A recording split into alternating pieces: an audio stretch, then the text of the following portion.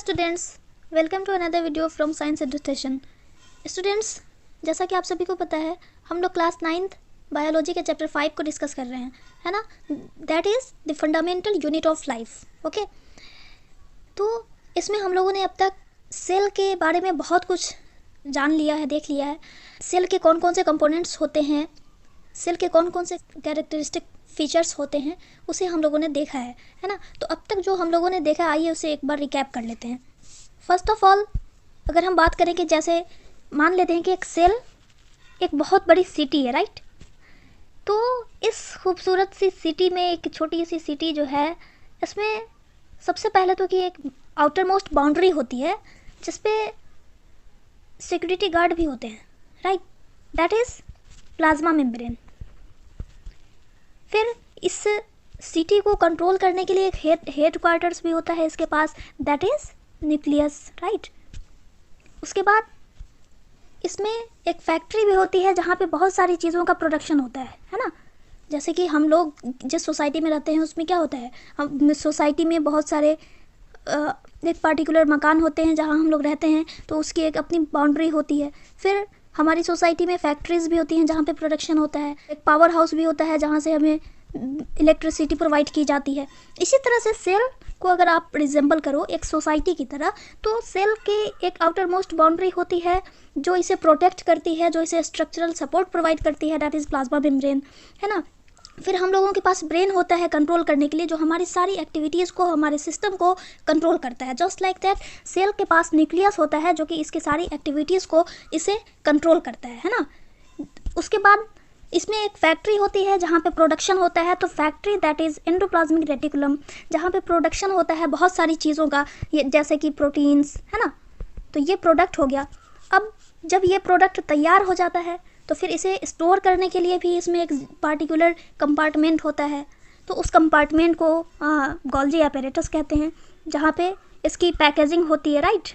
इसे पैक किया जाता है। फिर इसे सप्लाई करने के लिए इस गोल्जी एपरेटस में छोटे छोटे वेसिकल्स होते हैं, उन वेसिकल्स के थ्रू इनकी सप्लाई होती है। और इसके अलावा एंडोप्लाज्मिक रेटिकुलम में और क्या होता है, एंडोप्लाज्मिक रेटिकुलम में वर्कर्स सब होते हैं छोटे छोटे जो कि काम करते हैं। इन वर्कर्स का क्या नाम है, राइबोसोम्स, जो कि प्रोडक्शन में हेल्प करते हैं, ठीक है। उसके बाद इसकी प्रोसेसिंग हो जाती है, जो भी प्रोडक्ट बनते हैं प्रोटीन्स वगैरह, उनकी प्रोसेसिंग हो जाती है। फिर इसे सभी जगहों पे सप्लाई किया जाता है गोल्जी एपरेटस के थ्रू, है ना। उसके बाद जब इसकी सप्लाई सभी जगह हो जाती है, फिर इस सेल को एनर्जी भी तो चाहिए होती है जिंदा रहने के लिए। तो लिविंग सेल को लाइव रहने के लिए इसे एनर्जी की रिक्वायरमेंट होती है। तो एनर्जी प्रोडक्शन के लिए भी इसके पास एक पावर हाउस होता है, जिसे हम लोगों ने प्रीवियस लेक्चर में देखा था, है ना। तो इस पावर हाउस को क्या कहा जाता है, mitochondria is the power house of cell, right. इस माइटोकॉन्ड्रिया में एनर्जी प्रोडक्शन होता है in the form of ATP. अब इस एटीपी का प्रोडक्शन होने के लिए, जैसे कि हम लोग जो खाना बनाते हैं, अपना फूड प्रोडक्शन करते हैं, तो उसके लिए हमें इंग्रेडिएंट्स की ज़रूरत होती है। तो ये एटीपी प्रोडक्शन के लिए भी तो कुछ इंग्रेडिएंट्स चाहिए होता है। तो वो इंग्रेडिएंट्स हम लोग एनिमल की अगर हम बात करें, तो एनिमल के केस में ये एटीपी प्रोडक्शन के लिए इंग्रेडिएंट्स चाहिए होता है। इस एटीपी का प्रोडक्शन हम लोग एनिमल सेल्स की अगर हम बात करें, तो एनिमल सेल्स क्या करते हैं, ये अपना फूड तैयार करते हैं, है ना। किचन में फूड प्रोडक्शन करते हैं। उसके बाद ये फूड से इसमें न्यूट्रिएंट्स प्राप्त होता है। फिर इस न्यूट्रिएंट्स का यूटिलाइजेशन करके एटीपी का प्रोडक्शन होता है माइटोकॉन्ड्रिया में। इस न्यूट्रिएंट्स में बहुत टाइप्स के न्यूट्रिएंट्स प्रेजेंट होते हैं, जिसमें कार्बोहाइड्रेट, फैट, वाइटामिन्स वगैरह होते हैं। तो इस कार्बोहाइड्रेट का यूटिलाइजेशन करके एटीपी का प्रोडक्शन होता है। तो ये तो हो गया एनिमल के केस में। अगर हम प्लांट सेल की बात करें, आप जस्ट इमेजिन करो कि प्लांट सेल्स में ये एटीपी का प्रोडक्शन कैसे होता है। प्लांट्स जो होते हैं वो तो हम लोगों की तरह फूड नहीं लेते हैं, तो फिर इसमें इन्हें न्यूट्रिएंट्स कहाँ से मिलता होगा, इन्हें ग्लूकोज कहाँ से मिलता होगा ताकि ये एटीपी का प्रोडक्शन करें, जस्ट इमेजिन। तो इनमें भी एक प्रोसेस होती है फूड प्रोडक्शन की, जिसे हम कहते हैं क्या, फोटोसिंथेसिस। आप लोगों ने पढ़ा होगा क्लास 8 में, राइट। तो इस फोटोसिंथेसिस के प्रोसेस के थ्रू ग्लूकोज का फॉर्मेशन होता है और फिर इस ग्लूकोज का यूटिलाइजेशन करके एटीपी का प्रोडक्शन होता है। ओके, माइटोकॉन्ड्रिया को हम लोगों ने जो देखा था, तो माइटोकॉन्ड्रिया में क्या होता है, ग्लूकोज का ब्रेकडाउन होता है, तभी तो एटीपी का फॉर्मेशन होता है। तो प्लांट सेल्स में ग्लूकोज कहाँ से मिलेगा, ये अपना फूड प्रोडक्शन कैसे करते हैं, तो फोटोसिंथेसिस के प्रोसेस के थ्रू करते हैं। तो फोटोसिंथेसिस हम लोगों में क्या होता है, फूड प्रोडक्शन कहाँ होता है, किचन में होता है, राइट। तो प्लांट्स में भी तो कोई किचन होगा जहाँ पे फोटोसिंथेसिस हो रही होगी। तो आइए आज हम लोग इस पार्टिकुलर वीडियो में प्लांट्स के किचन का विजिट करते हैं, है ना। आइए देखते हैं कि प्लांट सेल में किचन कैसा होता है, इसके किचन को आज हम लोग खूब अच्छे से पोस्टमार्टम करते हैं। Okay, so let's start. First of all, plant cell के किचन का नाम है प्लास्टिड, जहाँ पे फूड प्रोडक्शन होता है, जहाँ पे एनर्जी का प्रोडक्शन होता है, एज वेल एज स्टोरेज भी होता है ना। फूड की मैन्युफैक्चरिंग भी होती है और उसकी स्टोरिंग भी होती है, that is called plastid. Now what are plastid, तो plastids are double membrane cell organelles present in plant and algal cells. ये सिर्फ और सिर्फ प्लांट एंड एल्गल सेल्स में पाया जाता है, एनिमल सेल्स में क्यों नहीं पाया जाता है, बिकॉज एनिमल्स जो होते हैं वो अपना फूड प्लांट से और एनिमल के अदर प्रोडक्ट से रिसीव कर लेते हैं, ले लेते हैं, न्यूट्रिएंट्स गेन कर लेते हैं, उन्हें ग्लूकोज आउटर सोर्स से मिल जाता है, तब सिर्फ और सिर्फ उस ग्लूकोज के ब्रेक डाउन की ज़रूरत होती है एटीपी के प्रोडक्शन के लिए। इसलिए एनिमल सेल्स में सिर्फ माइटोकॉन्ड्रिया प्रेजेंट होता है। But in case of plant cells में फूड प्रोडक्शन करने के लिए भी एक ऑर्गेनेल चाहिए होता है, जो कि है प्लास्टिड। इसलिए प्लांट सेल्स में प्लास्टिड भी होता है एज वेल एज माइटोकॉन्ड्रिया भी प्रेजेंट होते हैं। प्लास्टिड में फूड का प्रोडक्शन हो जाता है और फिर उस फूड से जो ग्लूकोज का फॉर्मेशन हुआ, फूड के फॉर्म में क्या बनता है, ग्लूकोज। तो ग्लूकोज का फॉर्मेशन होता है तो उससे एनर्जी प्रोडक्शन किस फॉर्म में होगा, एटीपी के फॉर्म में, तो वो ब्रेकडाउन कहाँ होता है, माइटोकॉन्ड्रिया में होता है। Okay, that is mention here, it enables the harvesting and conversion of sunlight and CO2 into food and energy. Now what is harvesting, तो हार्वेस्टिंग कहते हैं कि सनलाइट से लाइट को कैप्चर करना और उसे केमिकल एनर्जी में कन्वर्ट करना, ये पूरे प्रोसेस को लाइट की हार्वेस्टिंग कहा जाता है, लाइट हार्वेस्टिंग कहते हैं। ओके, एटमॉस्फेयर से CO2 भी रिसीव करती हैं लीव्स प्लांट्स की, और सनलाइट, इन दोनों के प्रेजेंस में क्या होता है, फूड एंड एनर्जी का प्रोडक्शन होता है। तो ये प्लास्टिड का मेन फंक्शन हो गया। Okay, they have some pigments which give colours to the plants. Students, हम लोग अपने आसपास जो भी प्लांट्स देखते हैं, बहुत सारे डिफरेंट कलर्स में एग्जिस्ट करते हैं प्लांट्स, है ना। ग्रीन कलर के तो प्लांट्स होते ही हैं, बट उसके अलावा उसके फ्लावर्स एंड फ्रूट्स को अगर हम देखें तो वो रेड कलर्स के भी होते हैं, ग्रीन कलर्स के भी होते हैं, है ना। कुछ लीव्स होती हैं जो कि रेड कलर की होती हैं, कुछ येलो होती हैं, कुछ मिक्सचर कलर्स होता है जैसे कि क्रॉटन वगैरह। तो ये सब डिफरेंट कलर कैसे होता है, तो ये प्लास्टिड्स में पिगमेंट्स प्रेजेंट होते हैं, जिसकी वजह से प्लांट्स के डिफरेंट कलर, प्लांट्स के पार्ट्स में हमें डिफरेंट कलर देखने को मिलता है। और इसी पिगमेंट के प्रेजेंस और एब्सेंस के बेसिस पे प्लास्टिड को 3 टाइप्स में डिवाइड किया गया है। Now what are these 3 types, first है leucoplast, that has no pigment, जिसमें कोई भी पिगमेंट नहीं प्रेजेंट होता है, उसे हम कहते हैं ल्यूकोप्लास्ट। जब कोई पिगमेंट प्रेजेंट नहीं है, इसलिए ये कलरलेस प्लास्टिड होता है। और इसका मेन फंक्शन क्या है, it stores starch, oil and proteins. Because इसके पास कोई पिगमेंट नहीं है, इसलिए ये फोटोसिंथेसिस में पार्टिसिपेट नहीं करता है, तो इसका एक अनदर फंक्शन है स्टोरेज करना। स्टार्च का स्टोरेज करता है ये, ऑयल एंड प्रोटीन्स को भी स्टोर करने का काम करता है। ठीक है, अब फोटोसिंथेसिस की प्रोसेस इसमें नहीं होती है, तो ये ल्यूकोप्लास्ट कहाँ पाया जाएगा। फोटोसिंथेसिस की प्रोसेस स्टूडेंट्स हम लोग प्रीवियस क्लास में पढ़े हैं कि फोटोसिंथेसिस की प्रोसेस के लिए सनलाइट ज़रूरी होती है और उसके साथ साथ क्लोरोफिल भी ज़रूरी होती है ना। तो सनलाइट एक्सपोजर जहाँ जहाँ होगा, प्लांट्स के जिस पार्ट में सनलाइट जहाँ जहाँ दिखेगा, वहाँ वहाँ तो फोटोसिंथेसिस की प्रोसेस होगी। बट कोई ऐसा भी पार्ट होता है जो पार्ट सनलाइट से छुपा हुआ होता है, जैसे कि रूट और अंडरग्राउंड जो स्टेम होते हैं वो, ठीक है। तो ऐसे ही पार्ट में ल्यूकोप्लास्ट प्रेजेंट होता है, यानी कि रूट्स में प्रेजेंट होता है। ओके, रूट्स में प्रेजेंट होता है और अंडरग्राउंड जो स्टेम्स होते हैं उसमें ल्यूकोप्लास्ट प्रेजेंट होता है। ठीक, सेकंड है chromoplast, that is coloured plastid containing carotenoids. Carotenoids एक ऐसा पिगमेंट है जो कि डिफरेंट कलर प्रोवाइड करता है रैदर देन ग्रीन। ग्रीन के अलावा जितने भी कलर हमें प्लांट्स में देखने को मिलते हैं वो सभी कैरोटीनॉइड्स की वजह से देखने को मिलते हैं। जैसे कि आप लोगों ने कैरोट देखा होगा, कैरोट का कलर कैसा होता है, ऑरेंज कलर का होता है, जो कि कैरोटीन की प्रेजेंस की वजह से उसका कलर वैसा होता है। ठीक है, तो कैरोटीनॉइड्स प्रेजेंट होते हैं उस प्लास्टिड को हम कहते हैं क्रोमोप्लास्ट। जिसमें कोई भी पिगमेंट नहीं होगा उसे ल्यूकोप्लास्ट कहेंगे, जिसमें कैरोटीनॉइड्स प्रेजेंट होता है उसे क्रोमोप्लास्ट कहते हैं, एंड जिसमें क्लोरोफिल पिगमेंट पाया जाता है दैट इज कॉल्ड क्लोरोप्लास्ट। ठीक है, तो ये 3 टाइप्स के प्लास्टिड होते हैं। क्लोरोफिल कंटेनिंग प्लास्टिड्स की आज हम लोग बात करने वाले हैं, that is called kitchen of the plant cells. Okay, so let's start. So chloroplast, the word chloroplast is derived from 2 Greek words, chloros and plastos. Chloros means होता है ग्रीन एंड प्लास्टोस मीन्स होता है फॉर्म्ड। तो green formed is called chloroplast. Okay, chloroplast को हम chlorophyll containing plastid भी कहते हैं।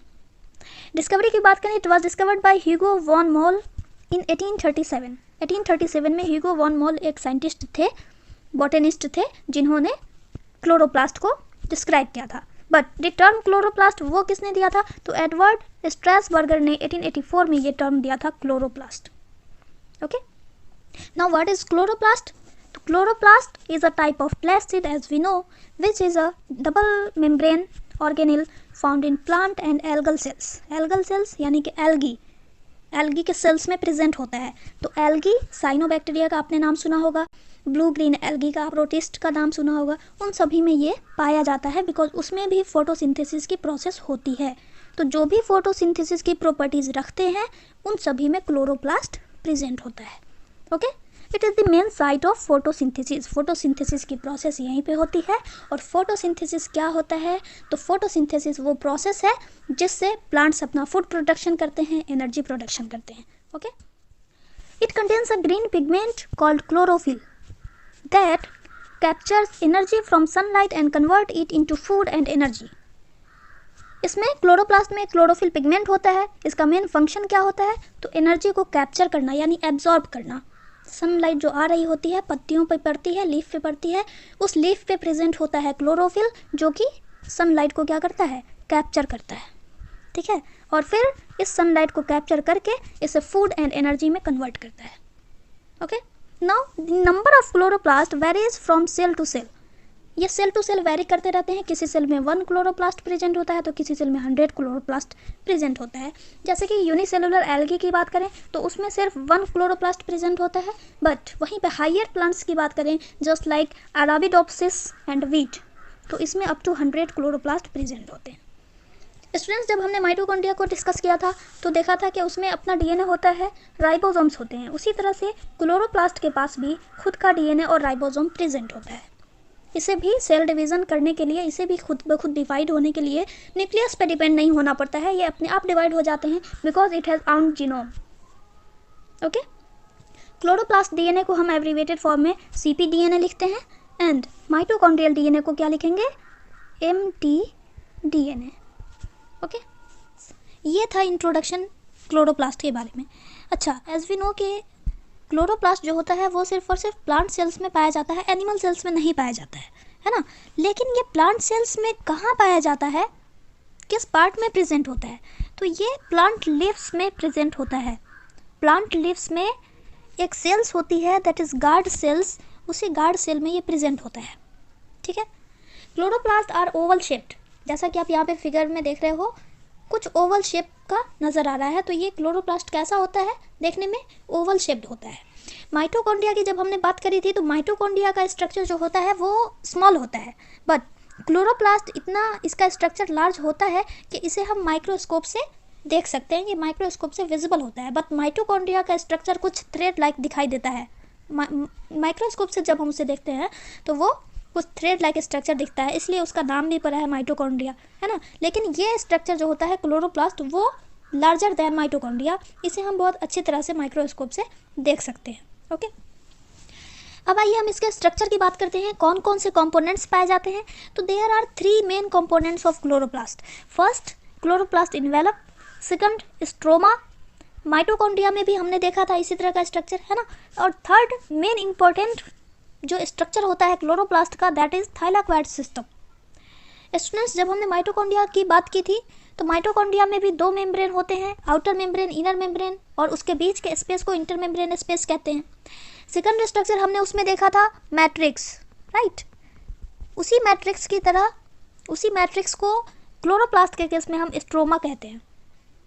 बट ये जो थर्ड स्ट्रक्चर है, it is unique structure in chloroplast, जो कि क्लोरोप्लास्ट को माइटोकॉन्ड्रिया से डिफर करता है। ये थाइलाक्वाइड सिस्टम, जैसा कि आप यहाँ पे देख रहे हो, ये दैट दिस इज थाइलाक्वाइड। और इसी के रोल की वजह से, इसी का मेन रोल होता है फोटोसिंथेसिस प्रोसेस में। ओके, क्लोरोफिल जो प्रेजेंट होता है पिगमेंट, वो थाइलाक्वाइड के सरफेस पे ही प्रेजेंट होता है। इसे हम आगे डिटेल्स में अभी देखने वाले हैं, ठीक है। तो आइए एक एक करके हम इस स्ट्रक्चर को डिटेल्स में देखते हैं। सो first of all, chloroplast envelope. Chloroplast have a double layered membrane called chloroplast envelope. Double layer membrane, जैसा कि आप इस स्ट्रक्चर में इजीली देख सकते हो बहुत अच्छे से, कि ये एक आउटर मेम्ब्रेन दिख रहा है डार्क ग्रीन में, और ये कुछ ट्रांसपेरेंट दिख रहा है जो कि इनर मेम्ब्रेन है। तो 2 लेयर प्रेजेंट होती हैं, जिसे हम कहते हैं chloroplast envelope. Okay, the outer membrane of the chloroplast envelope contains porins and is therefore freely permeable. Students, chloroplast का जो स्ट्रक्चर होता है वो माइटोकॉन्ड्रिया के स्ट्रक्चर से रिजेंबल करता है, बहुत ही ज़्यादा सिमिलर होता है। क्लोरोप्लास्ट के भी आउटर मेम्ब्रेन में पोरिन्स प्रेजेंट होता है, जो कि एक चैनल प्रोटीन है जो आयंस एंड मॉलिक्यूल्स को इन एंड आउट करने की परमिशन देता है। ये पोरिन्स है ना, इसके आउटर मेम्ब्रेन में पोर लाइक स्ट्रक्चर प्रेजेंट होते हैं, दैट इज कॉल्ड पोरिन्स। इसी की वजह से, इसी पोरिन की वजह से ये फ्रीली परमिएबल होता है फॉर स्मॉल मॉलिक्यूल्स। बट अगर हम इनर मेम्ब्रेन की बात करें तो inner membrane is impermeable to ions and metabolites. Mitochondria का इनर मेम्ब्रेन भी इम्परमिएबल होता है ना। उसमें भी ट्रांसपोर्टेशन कैसे होता है, इनर मेम्ब्रेन से माइटोकॉन्ड्रिया में जाना होता है तो उसमें ट्रांसपोर्टर होते हैं। उसी तरह से क्लोरोप्लास्ट में भी इनर मेम्ब्रेन में ट्रांसपोर्टर प्रेजेंट होते हैं, जो कि आयंस एंड मेटाबोलाइट्स को परमिशन देते हैं इन एंड आउट करने की। ओके, आउटर मेम्ब्रेन पे पोरिन्स प्रेजेंट होता है, जिसकी वजह से ये फ्रीली परमिएबल होता है स्मॉल मॉलिक्यूल्स के लिए। And inner membrane is impermeable to ions and metabolites, जिसमें ट्रांसपोर्टर प्रेजेंट होते हैं, जिसके थ्रू ट्रांसपोर्टेशन होता है। ओके, और इंटर मेम्ब्रेन स्पेस, हम सभी को पता है कि outer membrane and inner membrane, इस दोनों के बीच जो गैप प्रेजेंट होता है, उस गैप को इंटर मेम्ब्रेन स्पेस कहा जाता है। ठीक है, नेक्स्ट स्ट्रक्चर की बात करते हैं, दैट इज स्ट्रोमा। तो outer membrane and inner membrane, इसके बाद बीच में जो लिक्विड मैट्रिक्स बच जाता है, इस थाइलाक्वाइड को हटा करके, है ना, थाइलाक्वाइड और इनर मेम्ब्रेन के बीच में जो खाली स्पेस है, उस खाली स्पेस में फ्लूइड भरा हुआ होता है। उस फ्लूइड को स्ट्रोमा कहा जाता है, उस स्पेस को जिसमें फ्लूइड प्रेजेंट होते हैं, और उसी फ्लूइड में डीएनए भी मौजूद होता है, उसी फ्लूइड में स्टार्च भी प्रेजेंट होते हैं, राइबोसोम्स प्रेजेंट होते हैं। इस स्ट्रक्चर को, इस स्पेस को स्ट्रोमा कहते हैं। That is mention here, the space with in the inner membrane but outside the thylakoid membrane.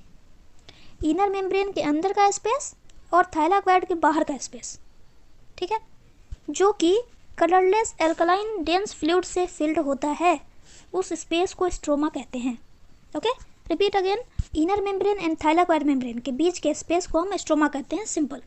Okay, this is the site where the conversion from CO2 to carbohydrate takes place. इसी stroma में CO2 का conversion होता है carbohydrate में। Okay, it contains various enzymes, circular DNA, इसमें इसी में circular DNA present होता है, इसी में राइबोसोम्स प्रेजेंट होते हैं, अदर सब्सटेंसेस प्रेजेंट होते हैं, इसी में स्टार्च प्रेजेंट होता है। ओके, तो अब तक हम लोगों ने क्या क्या देखा कि आउटर मेम्ब्रेन होता है एंड इनर मेम्ब्रेन, इन दोनों डबल लेयर मेम्ब्रेन को हम क्लोरोप्लास्ट इन्वेलप कहते हैं। और इस इन्वेलप के अंदर और थाइलाकोइड मेम्ब्रेन के बाहर जो फ्लूइड फिल्ड होता है उस फ्लूइड को स्ट्रोमा कहा जाता है। उसी में बहुत सारे एंजाइम्स प्रेजेंट होते हैं, सर्कुलर डीएनए प्रेजेंट होता है, राइबोसोम्स एंड अदर जो भी सब्सटेंसेस होते हैं वो इसी में प्रेजेंट होते हैं। Just like cytoplasm of cell, cytoplasm में भी जितने भी कंटेंट की ज़रूरत होती है जो कि नेसेसरी होते हैं सेल के लिए, सेल एक्टिविटीज़ के लिए, सेलुलर एक्टिविटीज़ के लिए, वो सभी साइटोप्लाज्म में प्रेजेंट होता है। उसी तरह से क्लोरोप्लास्ट के स्ट्रोमा में वो सारे कंटेंट प्रेजेंट होते हैं जो कि इनके रिक्वायरमेंट होती है, राइट। और एक बात ध्यान रखने की है कि क्लोरोप्लास्ट का जो डीएनए होता है वो सर्कुलर डीएनए होता है, माइटोकॉन्ड्रियल डीएनए भी सर्कुलर डीएनए होता है, तो ये आप लोग ध्यान में रखेंगे, ओके। थर्ड स्ट्रक्चर की बात करें, that is most important structure in chloroplast, that is thylakoid system. अब ये देख रहे हैं आप, ये स्ट्रक्चर, इसके ये जो डार्क ग्रीन पार्ट है ये है इसके अंदर का पार्ट, है ना। जैसे कि एक स्ट्रक्चर है, ये गोल क्वाइंस शेप्ड में एक स्ट्रक्चर है, राइट। जब हम इसको कट करेंगे तो ये कुछ इस तरह का दिखेगा, ठीक है। तो ये अंदर का कंटेंट दिख रहा है और ये जो लाइट ग्रीन पार्ट है वो है एक मेम्ब्रेन, ठीक है। तो ये जो डिस्क शेप दिखाई दे रहे हैं ये एक मेम्ब्रेन से घिरा हुआ होता है। इस मेम्ब्रेन को थाइलाकोइड मेम्ब्रेन कहा जाता है। और एक डिस्क को, ठीक है, ये एक डिस्क है तो इसे हम कहते हैं थाइलाकोइड। इसी तरह से जब एक से ज़्यादा डिस्क को, जैसे आपने कॉइन्स देखा है, तो कॉइन्स को जब आप कुछ एक के बाद एक कॉइन्स को जब आप ऐसे अरेंज करोगे तो इट लुक्स लाइक दिस। तो इसी तरह से अरेंज होते हैं थाइलाकोइड्स, एक पर एक थाइलाकोइड अरेंज्ड होते हैं। तो इस तरह के स्टैक्स को ग्रेना कहा जाता है, ग्रेनम। जब एक स्टैक होता है तो उसे हम ग्रेनम कहते हैं, बहुत सारे स्टैक्स को ग्रेना कहा जाता है। तो ये 3 स्ट्रक्चर होते हैं थाइलाकोइड सिस्टम में। सबसे पहले तो ये थाइलाकोइड एक मेम्ब्रेन से कवर्ड होता है, एक मेम्ब्रेन से इन्वेलप किया हुआ होता है जिसे हम कहते हैं थाइलाकोइड मेम्ब्रेन। इस मेम्ब्रेन में फोल्ड किया हुआ होता है डिस्क शेप में, ठीक है, उसे कहते हैं thylakoid membrane, that is mention here. Outer membrane and inner membrane, इन दोनों के अलावा एक थर्ड इंटरनल मेम्ब्रेन प्रेजेंट होता है क्लोरोप्लास्ट में, that is extensively folded in disc shape, जो कि डिस्क शेप में फोल्ड होता है। उस स्ट्रक्चर को थाइलाकोइड मेम्ब्रेन कहा जाता है। Now what is thylakoid? तो thylakoid is flattened disc embedded in stroma. ये स्ट्रोमा में धंसा हुआ होता है, उसे हम कहते हैं थाइलाकोइड, ओके। ग्रेना मैंने बता दिया कि एक स्टैक को, ये जो स्टैक्स है थाइलाकोइड के स्टैक्स को ग्रेना कहा जाता है, जो कि फ्रीक्वेंटली अरेंज्ड होते हैं स्टैक्स फॉर्म में, उसे हम कहते हैं ग्रेना। और इस ग्रेना का सिंगुलर वर्ड है ग्रेनम। जब एक स्टैक की बात करेंगे तो ग्रेनम वर्ड यूज़ करेंगे, जब मोर देन 1 स्टैक्स की बात करेंगे तो हम ग्रेना वर्ड यूज़ करते हैं, ठीक है। तो ये था ओवरऑल स्ट्रक्चर। इसके अलावा अब इस थाइलाकोइड, एक थाइलाकोइड के अंदर एक कुछ एक्वस पार्ट होता है तो उसे हम कहते हैं ल्यूमेन, ओके। ये जो एक्वस पार्ट है, ये जो डार्क ग्रीन पार्ट दिख रहा है ना, ये ल्यूमेन कहलाता है। थाइलाकोइड है एक डिस्क, ठीक है। अब इसके अंदर लिक्विड फ्लूइड पार्ट होता है इसके अंदर, जिसे हम कहते हैं lumen. Lumen, the central aqueous region inside the thylakoid membrane is called lumen. अब इसमें क्या क्या प्रेजेंट होता है? तो लाइट हार्वेस्टिंग कम्प्लेक्स प्रेजेंट होता है। लाइट हार्वेस्टिंग कम्प्लेक्स क्या है? जो कि लाइट की हार्वेस्टिंग में हेल्प करता है, that enables conversion of light energy into chemical energy, okay. तो वो सारे कंपोनेंट इसमें प्रेजेंट होते हैं इस ल्यूमेन में, जो कि फोटोसिंथेसिस प्रोसेस को कैरी आउट करते हैं, ओके। तो फोटोसिंथेसिस प्रोसेस को कैरी आउट करने के लिए जो भी मटेरियल्स की, जो भी कंपोनेंट की ज़रूरत होती है, वो सभी कहाँ प्रेजेंट होते हैं?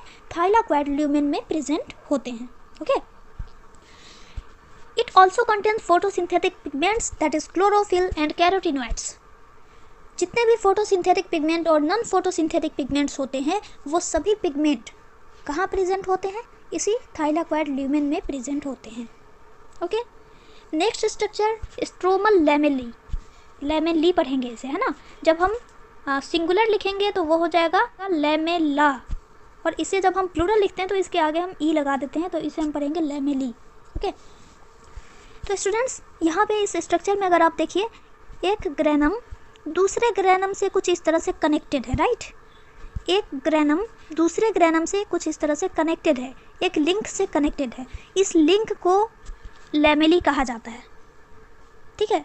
एक ग्रेना को दूसरे ग्रेना से कनेक्ट करने वाला जो एक लिंक होता है, एक नेटवर्क होता है, उस नेटवर्क को लैमेला कहा जाता है। प्लूरल जब हम कहेंगे तो लैमेली कहेंगे, सिंगुलर वर्ड में लैमेला कहेंगे। Okay, that is mention here.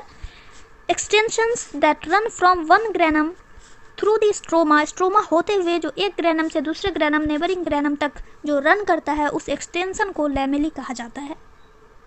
Okay, तो ओवरऑल हमने क्या क्या देखा इस स्ट्रक्चर में। सबसे पहले तो कि आउटर मेम्ब्रेन होता है, उसके बाद आउटर मेम्ब्रेन की जस्ट निचली जो लेयर होती है उसे हम कहते हैं इनर मेम्ब्रेन।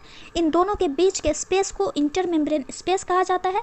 फिर एक थर्ड मेम्ब्रेन होती है जो कि फोल्डेड होती है डिस्क फॉर्म में, उस मेम्ब्रेन को थाइलाक्वाइड मेम्ब्रेन कहा जाता है। उस थाइलाक्वाइड मेम्ब्रेन में जो डिस्क होती है उस डिस्क को थाइलाक्वाइड्स कहते हैं, और थाइलाक्वाइड के स्टैक्स को, थाइलाक्वाइड के जो स्टैक्स होते हैं उसे कहते हैं ग्रेनम। बहुत सारे स्टैक्स को ग्रेना कहा जाता है, और एक ग्रेना को दूसरे ग्रेना से जो कनेक्ट करती है उस लिंक को स्ट्रोमल लैमेली कहा जाता है। एंड मोस्ट इम्पोर्टेंटली इसमें जो लिक्विड भरा हुआ होता है, इस पार्ट में, इसके इनर पार्ट में जो लिक्विड भरा हुआ होता है जिसमें डीएनए और राइबोसोम्स और बहुत सारे ग्रैन्यूल्स, स्टार्च वगैरह प्रेजेंट होते हैं, उसे कहते हैं हम स्ट्रोमा। तो ये था overall structure of chloroplast. Okay, अब आइए, अच्छा क्लोरोफिल कहाँ पे प्रेजेंट होता है। तो जैसा कि मैंने स्टार्टिंग में बताया था कि क्लोरोफिल जो प्रेजेंट होता है वो थाइलाक्वाइड के सरफेस पे प्रेजेंट होता है। Okay, so that's mention here, chlorophyll a green photosynthetic pigment sitting on surface of thylakoids that absorbs light energy. इसका क्या फंक्शन है, यही लाइट एनर्जी को एब्जॉर्ब करता है और फोटोसिंथेसिस की प्रोसेस होती है। ओके, अब आइए इसके फंक्शन को देख लेते हैं। तो फर्स्ट फंक्शन क्या हो जाएगा, एनर्जी प्रोड्यूस करना। ओके, तो एनर्जी का प्रोडक्शन कैसे होता है, through photosynthesis which sustain plant growth and crop yield. Photosynthesis की वजह से ही प्लांट ग्रोथ होती है और ये अपनी लाइफ सस्टेन करते हैं, है ना। First function energy production. Okay, second it absorbs light energy and convert it into chemical energy. Okay, chloroplast में क्लोरोफिल पिगमेंट प्रेजेंट होता है जो कि लाइट एनर्जी को एब्जॉर्ब करता है और उसे केमिकल एनर्जी में कन्वर्ट करता है। तो ये सेकंड फंक्शन हो गया। थर्ड फंक्शन की बात करें, it produces amino acids and lipid components necessary for chloroplast membrane synthesis. Energy production के अलावा ये कुछ एक्टिव कंपाउंड्स की सिंथेसिस कराता है, जैसे कि अमीनो एसिड्स हो गया, अमीनो एसिड्स एंड लिपिड्स वगैरह, जो कि इसके मेम्ब्रेन के सिंथेसिस के लिए ज़रूरी होते हैं। ओके, जैसा कि सेल मेम्ब्रेन की जब हमने बात की थी, तो सेल मेम्ब्रेन किसका बना हुआ होता है, प्रोटीन्स का बना हुआ होता है, लिपिड्स का बना हुआ होता है ना। तो क्लोरोप्लास्ट का मेम्ब्रेन भी लिपिड का बना हुआ होता है। तो इस लिपिड की रिक्वायरमेंट कहाँ से पूरी होती है, इसी क्लोरोप्लास्ट में इसकी सिंथेसिस होती है, जिससे क्लोरोप्लास्ट की मॉडलिंग होती है, क्लोरोप्लास्ट मेम्ब्रेन की सिंथेसिस होती है। ठीक, नेक्स्ट फंक्शन की अगर हम बात करें तो chloroplast are responsible for the biosynthesis of phytohormones. Amino acids and lipid की सिंथेसिस तो करता ही है, उसके अलावा फाइटोहार्मोन्स यानी कि प्लांट हार्मोन्स, फाइटो मीन्स होता है प्लांट, ठीक है, तो ये प्लांट हार्मोन्स की भी सिंथेसिस करता है। न्यूक्लियोटाइड्स जिससे कि डीएनए और आरएनए बने हुए होते हैं, तो उन न्यूक्लियोटाइड्स की भी सिंथेसिस करता है। इसके अलावा वाइटामिन्स एंड सेकेंडरी मेटाबोलाइट्स की भी सिंथेसिस के लिए ये रिस्पॉन्सिबल होता है। तो ये फोर्थ मेन इंपॉर्टेंट फंक्शन हुआ क्लोरोप्लास्ट का। Last most important function is it functions as an environmental sensor. Environmental stress को ये सेंस करता है। इन्वायरमेंटल स्ट्रेस प्लांट के लिए, इन्वायरमेंटल स्ट्रेस का ये मतलब हुआ कि हाई टेम्परेचर हो जाना, हाई लाइट हो जाना, जो कि प्लांट के लिए स्ट्रेस बन जाते हैं, यानी कि प्लांट के लिए जो हार्मफुल होते हैं उसे कहा जाता है प्लांट के केस में स्ट्रेस। ठीक है, जो भी हार्मफुल एक्टिविटीज़ होती हैं, जैसे कि टेम्परेचर हाई हो जाना, लाइट का हाई हो जाना, सैलिनिटी ज़्यादा हो जाना, ह्यूमिडिटी बढ़ जाना, तो ये सारी चीज़ों को ये कंट्रोल करता है, क्लोरोप्लास्ट सेंस करता है और फिर उसे इस स्ट्रेस से प्लांट को प्रोटेक्ट करता है। ओके, तो ओवरऑल ये थे structure and functions of chloroplast.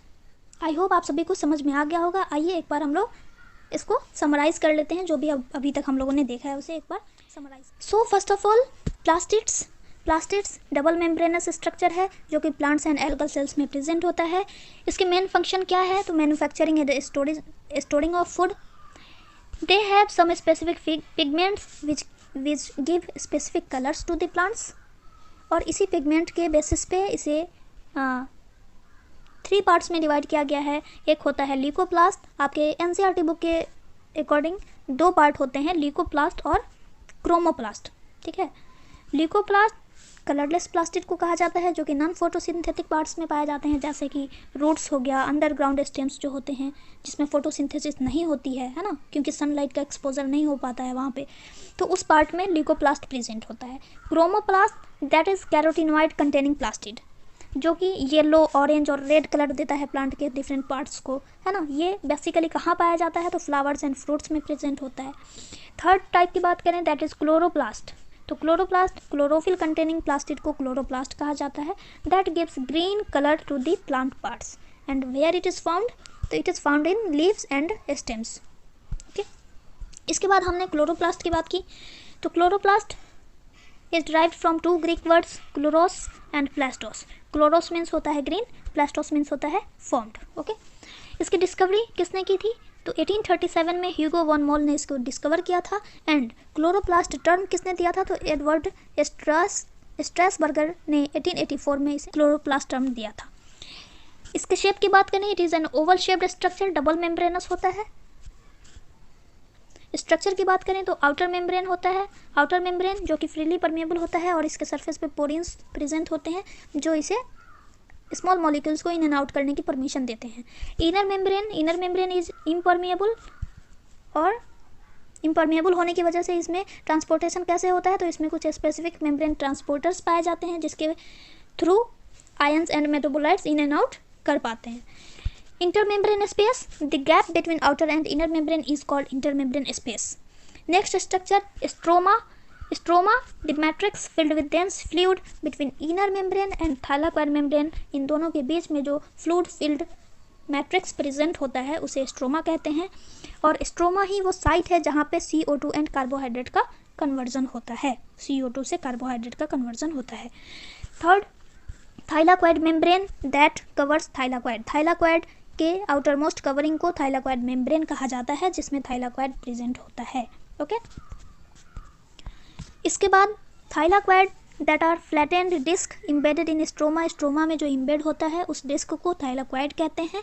और क्लोरोफिल इसी के सरफेस पे प्रेजेंट होता है that absorb sunlight. Grana, group of stacks of thylakoids को ग्रेना कहते हैं। एक स्टैक्स की बात करें तो एक स्टैक्स को ग्रेनम कहा जाएगा, और बहुत सारे स्टैक्स की अगर हम बात करेंगे तो उसे हम कहेंगे ग्रेनम। ठीक है, lumen space inside the thylakoid membrane is called lumen, that it contains light harvesting complex and pigments are present. उसके बाद लैमेली जो कि एक ग्रेनम को दूसरे ग्रेनम से कनेक्ट करता है, दैट इज कॉल्ड लैमेली। इसके फंक्शन की बात करें तो सबसे पहला मोस्ट इंपॉर्टेंट फंक्शन है इसका फोटोसिंथेसिस परफॉर्म करना, जिसकी वजह से क्या होता है? ATP प्रोडक्शन एंड NADPH का प्रोडक्शन होता है।